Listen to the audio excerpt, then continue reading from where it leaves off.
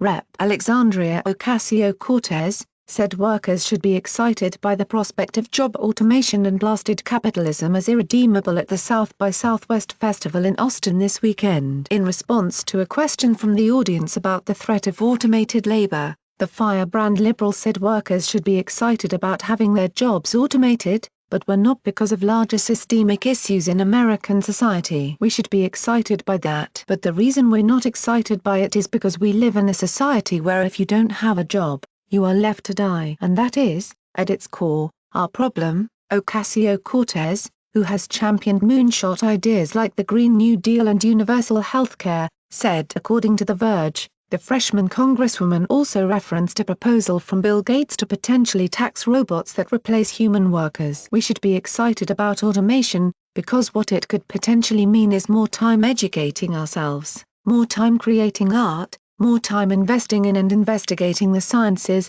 more time focused on invention, more time going to space, more time enjoying the world that we live in, she said, according to The Verge. Because not all creativity needs to be bonded by wage. During her talk, which reportedly drew the largest crowds at the popular Austin Festival, Ocasio-Cortez slammed capitalism. Capitalism is an ideology of capital. The most important thing is the concentration of capital and to seek and maximize profit, Ocasio-Cortez said. And that comes at any cost to people and to the environment, she said, according to Bloomberg News. So to me capitalism is irredeemable. Although the self-described democratic socialist stopped short of saying capitalism should be scrapped altogether, she explained that we're reckoning with the consequences of putting profit above everything else in society. And what that means is people can't afford to live. For me, it's a question of priorities, and right now I don't think our model is sustainable. The congresswoman, who unseated a 10-term Democratic incumbent in a district spanning parts of Queens and the Bronx,